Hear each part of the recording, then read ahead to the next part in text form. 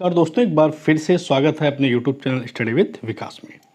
आज हम आपके लेकर आए हैं most important one word substitution जो आपको आने वाले एग्जाम में 100% मिलेंगे। ठीक है ना, चलिए शुरू करते हैं। आज का पहला क्वेश्चन ध्यान दीजिएगा। गवर्नमेंट बाय फ्यू पीपल यानी सरकार है कैसे, कम लोगों की सरकार जो है, कम लोगों का शासन है, तो ये कहलाता है ओलिगार्ची। क्या कहलाता है? ओलिगार्ची। ध्यान दीजिएगा, ऑप्शन बी करेक्ट हो जाएगा। ऑप्शन बी, ओलिगार्ची का मतलब होता है अल्प लोगों का शासन। चार ऑप्शन और देख लीजिए जो बचे हुए हैं। एरिस्टोक्रेसी का मतलब होता है कुलीन तंत्र, डिक्टेटरशिप तानाशाही, और ब्यूरोक्रेसी की स्पेलिंग भी याद करिएगा, BUREAUCRACY। नौकरशाही होती है, अफसरशाही होती है। क्वेश्चन नंबर नेक्स्ट ध्यान से देखिएगा।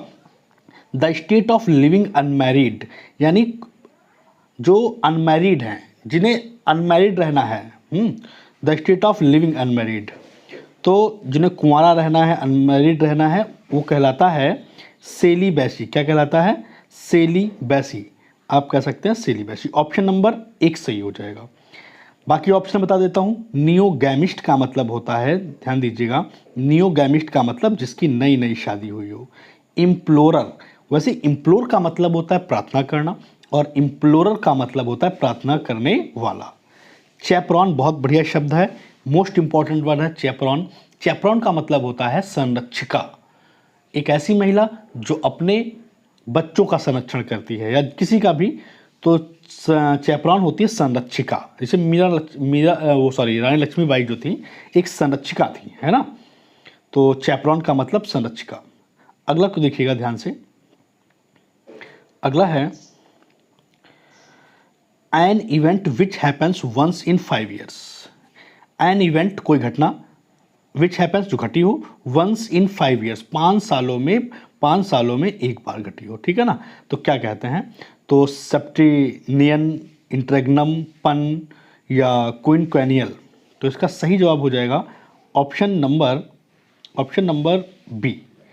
क्विनक्वेनियल का मतलब होता है पंचवर्षीय, जो 5 सालों में एक बार हो, वो क्विनक्वेनियल कहलाता है। ठीक है ना। बाकी ऑप्शन देख लीजिएगा। सेप्टेनियल का मतलब होता है जो 7 वर्ष का हो या 7 सालों में एक बार होने वाला हो, है ना, 7 years। इंट्रेग्नम का मतलब होता है 2 शासनों के बीच का समय, तो इंट्रेग्नम का मतलब 2 शासनों के बीच का समय। और पन एक अलंकार होता है जिसे आप लोग श्लेष या उपमा बोलते हैं, तो ये अलंकार होता है। ठीक है ना। अगला क्वेश्चन ध्यान से देखिएगा। A person who looks after horses at an inn. A person who looks after horses at inn. A person एक व्यक्ति जो देखभाल करता, लुक आफ्टर का मतलब देखभाल करना, हॉर्सेस घोड़ों की, एट द इन, इनका मतलब सराय, यानी जहाँ घोड़े रहते हैं, अस्तबल में रहते हैं, वहाँ जो उनकी देखभाल करता है वो क्या कहलाता है? मैट्रॉन है, कैंडलर है, इफिमिनेट है, ऑस्टलर है। तो इसका सही जवाब हो जाएगा ऑप्शन नंबर सी, ऑस्टलर। ऑस्टलर का मतलब होता है घोड़ों की देखभाल करने वाला। ठीक है ना। बाकी ऑप्शन देख लीजिएगा। मैट्रॉन का मतलब होता है बूढ़ी नर्स, जो बूढ़ी नर्स होती है उसे मैट्रॉन बोलते हैं। कैंडल से बना हुआ है, कैंडलर का मतलब होता है मोमबत्ती बेचने वाला। ठीक है ना, साबुन बेचने वाला कैंडलर कह सकते हैं। और इफिमिनेट का मतलब होता है ऐसा व्यक्ति जिसमें महिलाओं के गुण हो, महिलाओं के जैसे गुण कहलाते हैं इफिमिनेट। ठीक है ना। आगे बढ़ जाऊं। नेक्स्ट अगला है टू स्ट्रगल हेल्पलेसली। हेल्पलेसली का मतलब असहाय, स्ट्रगल का मतलब संघर्ष, मतलब आप असहाय हैं और संघर्ष कर रहे हैं। तो टू स्ट्रगल हेल्पलेसली का मतलब हो जाएगा, इसका सही जवाब हो जाएगा option number C, flounder. Flounder का मतलब होता है, एक तो होता है फड़फड़ाना, जैसे मछली जब पानी से बाहर आती है ना, तो वो स्ट्रगल करती है। कैसे करती है? हेल्पलेसली। ठीक है ना, तो फ्लाउंडर हो जाएगा। पहला शब्द लिखा हुआ है इम्प्लोरर, अभी आप पढ़ भी चुके हैं इम्प्लोरर, क्योंकि इम्प्लोरर का मतलब अभी आपने पढ़ा है प्रार्थना करने वाला। यॉकल का मतलब होता है, बढ़िया शब्द है, गंवार, असभ्य, अशिक्षित, अनसिविलाइज्ड, है ना, यॉकल। चम का मतलब होता है फ्रेंड। ठीक है ना, चम का मतलब यार।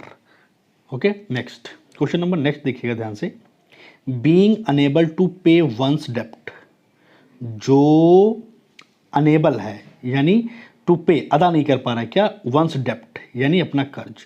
तो बीइंग अनेबल टू पे वंस डेप्ट का मतलब होता है जो कर्ज ना चुका पाए, जो कर्ज नहीं चुका पाएगा वो कहलाएगा इंसॉल्वेंट। क्या कहलाएगा? इंसॉल्वेंट का मतलब दिवालिया, ठीक है ना। एक बैंकरप्ट भी होता है दिवालिया और एक इंसॉल्वेंट भी होता है दिवालिया, इन दोनों में थोड़ा सा अंतर है, ठीक है, लेकिन दोनों कर्ज नहीं चुका पाएंगे, बैंकरप्ट हो या फिर दिवालिया हो, ठीक है। जब बैंक नोटिस जारी करेगी तो बैंकरप्ट कहलाएगा, और उसके बाद में इंसॉल्वेंट का मतलब जब आपके ऊपर कार्रवाई हो जाए तो फिर वो इंसॉल्वेंट कहलाएगा। पहला शब्द देखिएगा ध्यान से, पार्टीशन। पार्टीशन का मतलब होता है पक्षपातपूर्ण।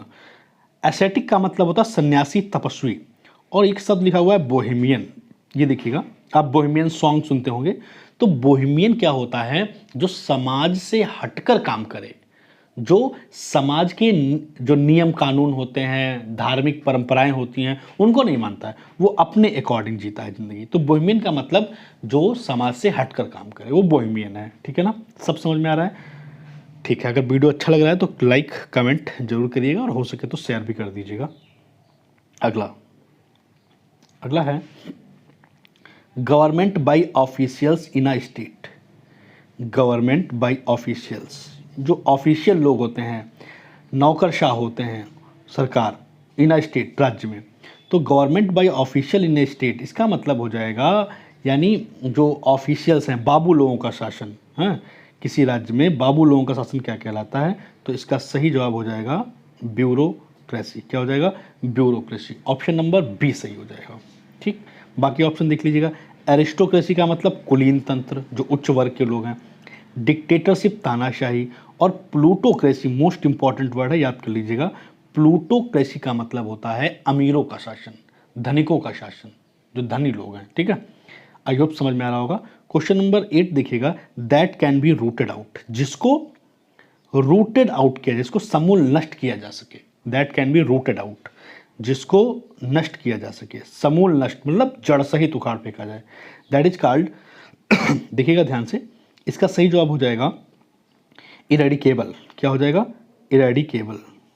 एक मिनट, हाँ जी, इरेडिकेबल। इरेडिकेबल का मतलब होता है समूल नष्ट करना। इसी में एक ऑप्शन है एनिमिज्म। एनिमिज्म का मतलब होता है जीव आत्मा यानी जीवात्मा। इंटरनमेंट, देखो एक इंटरमेंट होता है, एक इंटरनमेंट होता है, तो जिसमें एन लगा हो ये वाला इंटर्न। इंटरनमेंट का मतलब होता है नज़र बंद करना। क्या होता है? नज़र बंद करना। इनकॉरिजिबल का मतलब होता है जिसको सुधारा ना जा सके, यानी जिसमें इन लग जाता है वो ना का सेंस देता है। तो इनकॉरिजिबल का मतलब जिसको सुधारा ना जा सके। नेक्स्ट अगला है क्वेश्चन नंबर 9। आज 15 कराने वाला हूँ आपको, 15 या 16 करा दूंगा फिर अगले वीडियो में, तब तक क्योंकि एक वर्ड में ही 4 शब्द हैं, तो अगर मैं 15 भी कराऊंगा तो 15 4 जा 60 हो जाएगा। तो आप 16 मीनिंग लिखिएगा, याद करिएगा, बार बार देखिएगा, 2 बार तक वीडियो देख लेंगे तो आपको 100% याद हो जाएंगे। एक लिखा हुआ है which can be easily curved without breaking. Which can easily be curved without breaking, जिसको आसानी से कर्व यानी मोड़ा जा सके बिना तोड़े हुए। अब मोड़ रहे हैं और टूट भी नहीं रहा है, तो इसे क्या बोलते हैं? इसका सही जवाब हो जाएगा ऑप्शन नंबर डी, फ्लेक्सिबल, लचीला, है ना। जो लचीला है वो फ्लेक्सिबल है, जो टूटता भी नहीं, मुड़ जाता है। पहला वर्ड लिखा हुआ है रिफॉर्मिज्म। क्या लिखा हुआ है? रिफॉर्मिज्म। रिफॉर्म का मतलब होता है, रिफॉर्म का मतलब सुधारना, और रिफॉर्मिज्म का मतलब सुधारवादी, संशोधनवाद कह दो आप। क्या कह दो? संशोधनवाद। लो ये आ गया इंटरमेंट। अभी आपने पढ़ा इंटरनमेंट, एन लगा हुआ था, यहाँ पे आर के बाद एन लगा हुआ था, तो इंटरनमेंट का मतलब हो जाएगा नज़रबंद करना, और इंटरमेंट का मतलब होता है जो जिसे दफन कर दिया जाए, दफन करना होता है इंटरमेंट, ठीक है ना, दफन करना।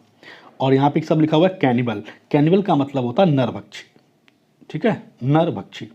क्वेश्चन नंबर 10 देखिएगा, अ गार्लैंड ऑफ फ्लावर्स। फ्लावर भी कहते हैं बहुत लोग, लेकिन सही प्रोनाउंसिएशन है फ्लावर्स, फ्लावर्स। तो अ गार्लैंड ऑफ फ्लावर्स मीन्स, तो गार्लैंड मतलब माला, फूलों की माला क्या कहलाती है? तो ध्यान से देखिएगा, ये लिखा हुआ है पहला बुके। बुके बुके का मतलब होता है बुके क्या बोलेंगे आप, जिन्हें कहते हैं बुके देना है मुझे, यानी पुष्प गुच्छ, यानी फूलों का जो गुलदस्ता होता है उसे बुके कहते हैं। विरागो, विरागो क्या होता है, विरागो का मतलब होता है कर्कशा नारी। क्या होता है, जो कड़वा बोलती हो, जो ऐसा बोलती हो कि इंसान को अटैक पड़ जाए, कर्कशा नारी। ठीक है। रैबल, रैबल का मतलब होता है भीड़ या मेला। रैबल का मतलब भीड़ या मेला, और इसका सही जवाब जो हो जाएगा वो हो जाएगा, ध्यान दीजिएगा, रीत। रीत का मतलब होता है एक होता है WREATH जो आपके सामने लिखा हुआ है, पुष्पांजलि, फूलों की माला, फूलों का हार, रीत कहलाता है। और ऐसे एक शब्द होता है रैथ, WRATH, वो क्रोध होता है। ध्यान रखिएगा, दोनों इंपॉर्टेंट है, तो इसका सही जवाब हो जाएगा reed. Reed, option B is correct. Next question number 11 देखिएगा। 11 पे लिखा है property inherited from one's father. जो अपने पिता की संपत्ति मिली हो उसे क्या कहते हैं, पिता की जो संपत्ति आपके नाम हो जाएगी वो क्या कहलाएगी। तो इसका सही जवाब हो जाएगा, आपको ऑप्शन दिख गया होगा, पैट्रीमोनी। क्या मिल होगा, पैट्रीमोनी। पैट्रीमोनी का मतलब होता है पिता के द्वारा जो मिली हुई संपत्ति होती है, वसीयत, वो कहते हैं। इसी में एक शब्द आया हुआ है वेल। वेल का मतलब होता है घूंघट या विदाई। विदाई जो होती है वो वेल कहलाती है। क्या कहलाती है, वेल। या कोई वैली से बना हुआ है वेल, यानी घाटी। लिगैसी, लिगैसी भी होती है जो वसीयत में हमको संपत्ति मिली होती है, वो होती है लिगैसी। और ट्रेंच का मतलब होता है खाड़ी। ट्रेंच का मतलब खाड़ी। एक और देख लीजिएगा 12 में, government by people of highest social order. Government by people यानी सरकार है ऐसे लोगों की जो हाईएस्ट सोशल, यानी जो उच्च वर्ग के लोग हैं, जो धनिक लोग हैं, जो अमीर लोग हैं, हाईएस्ट सोशल ऑर्डर के हैं, उन्हें क्या कहते हैं। तो ये मैं पहले ही आपको भी पढ़ा चुका हूँ, क्योंकि ब्यूरोक्रेसी का मतलब नौकरशाही, डेमोक्रेसी का मतलब प्रजातंत्र, एरिस्टोक्रेसी का मतलब कुलीन तंत्र। क्या होता है, कुलीन लोगों का शासन। और जो हाईएस्ट सोशल ऑर्डर के लोग हैं वो हो जाएंगे, इसका सही जवाब हो जाएगा एरिस्टोक्रेसी। क्या हो जाएगा, एरिस्टोक्रेसी। बाकी मैं बता चुका हूँ, ब्यूरोक्रेसी नौकरशाही, डेमोक्रेसी प्रजातंत्र, और प्लूटोक्रेसी का मतलब अमीरों का शासन। तो जो हाईएस्ट सोशल ऑर्डर के लोग हैं वो है एरिस्टोक्रेसी, एरिस्टोक्रेसी। ठीक है। अगला देखिएगा ध्यान से, क्वेश्चन नंबर 13, ध्यान दीजिएगा। Study of ancient things like Tom's buried towns. Study of ancient things like Tom's buried and towns.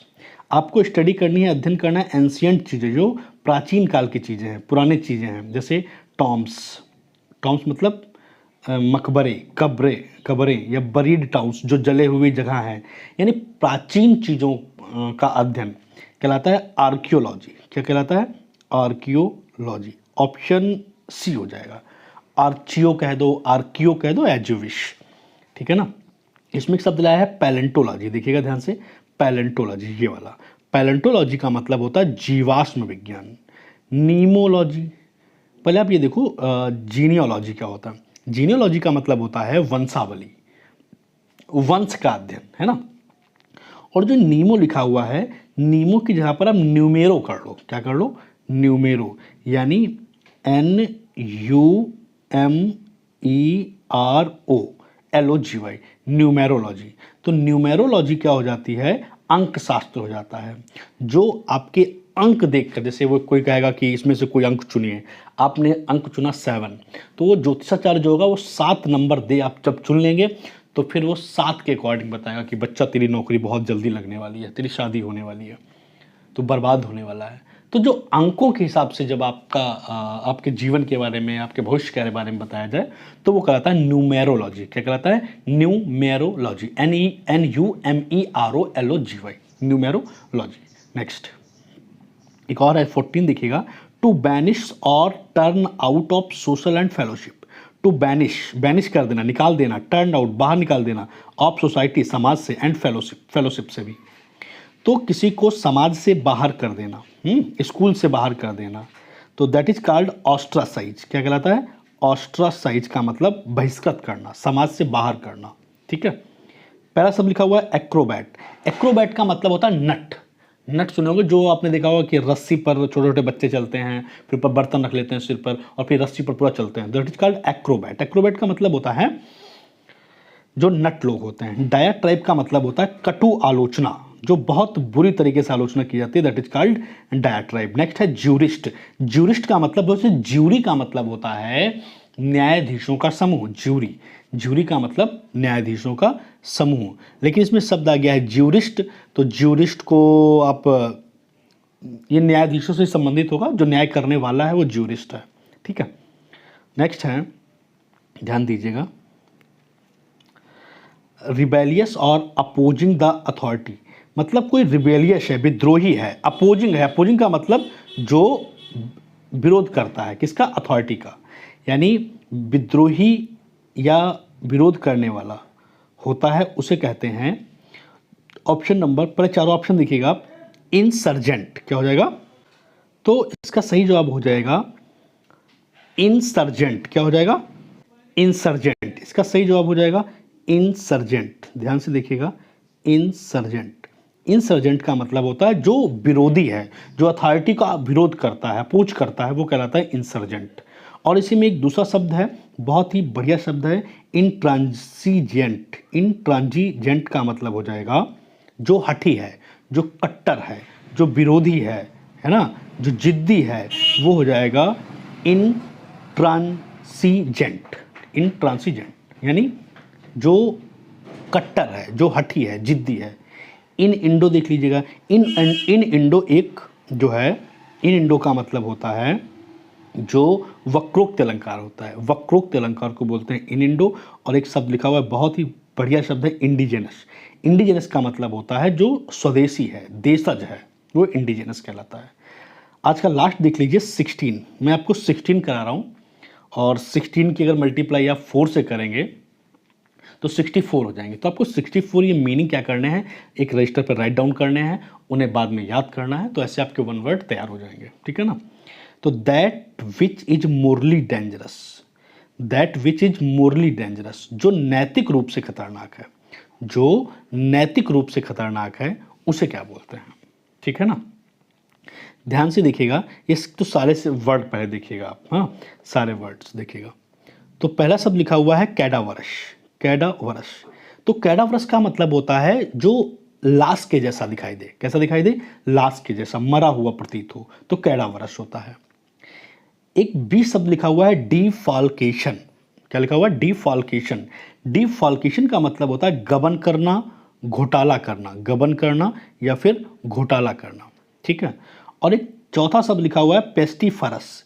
पेस्टिफरस का मतलब होता है जो घातक हो, जो अनिष्टकारक हो, जो बर्बाद कर दे, है वो। और सिनक्योर का मतलब होता है कम काम ज़्यादा दाम।